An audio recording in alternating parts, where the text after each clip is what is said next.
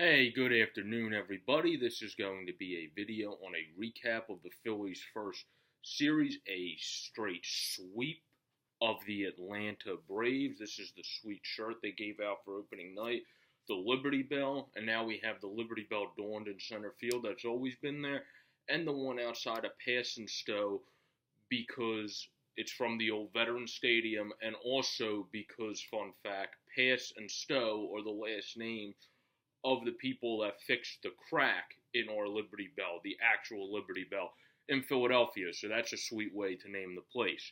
The Phillies took care of the Braves this weekend, beating them 10-4 in the first game. Aaron Nola had a good game. In the second game, they won 8-6. Nick Pivetta was a little bit shaky, but our offense carried us over the top. He had some good innings and some bad, but I think he'll figure it out.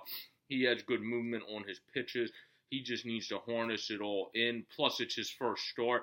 And when the season ends early, if anybody watches MLB Network or ESPN, baseball analysts have already cited that when the season starts early, typically the pitchers are ahead of the hitters in recent history when the season starts. Now it seems like the hitters are more ahead of the pitchers, and that's mainly because pitchers don't harness their control as quickly. They might have the movement, they might have the velocity, but they don't harness their control as quickly, where hitters, a lot of them said in spring training, especially on the Phillies, on Boston, on the Yankees, and on the Dodgers, and on many other teams, Trout, etc., said it takes only about 10 to 20, 25 at-bats for some hitters to feel like you got your timing back.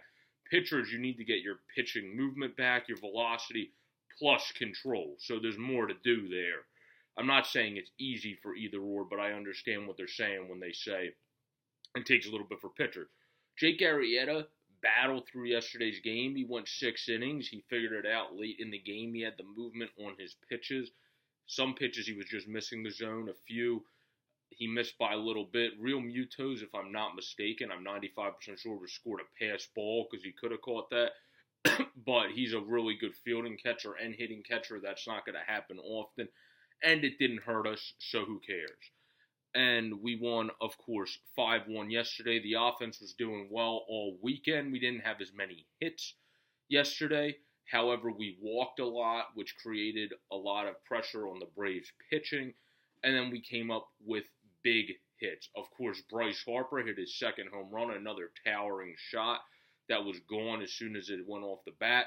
Kutch hit a home run to opposite field, which was very nice to see. And then, of course, on Saturday, Bryce Harper's home run was a mammoth shot into the second deck. So I like what I saw from Nola. I like what I saw from Jake. I like what I saw from Hector yesterday after struggling his first outing. That was a great bounce back.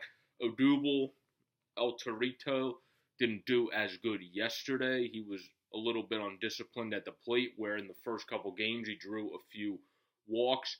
However, I think the thing with Odubel Herrera, the last thing he needs to fix to make him a better overall player is discipline. If he walks enough, he's eventually going to see good pitches because they're not going to want to have a guy get on base.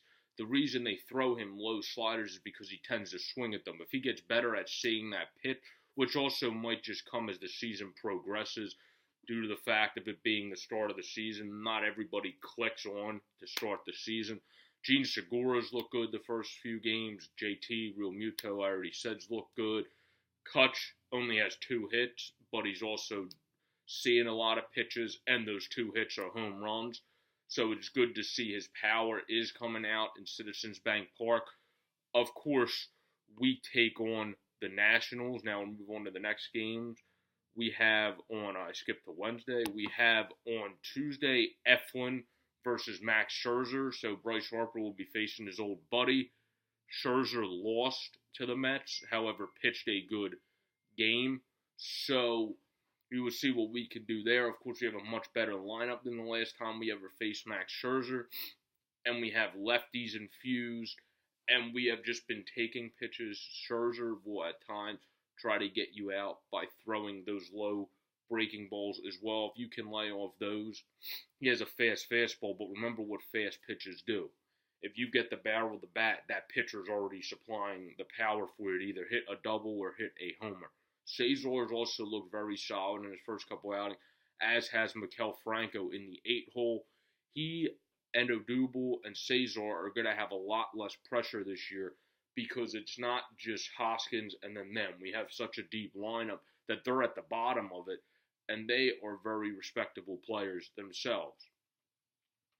And then on Wednesday, we have Aaron Nola going up against a young pitcher, or not a young pitcher, a older pitcher that's inconsistent in Anibal Sanchez. He had a good season last year.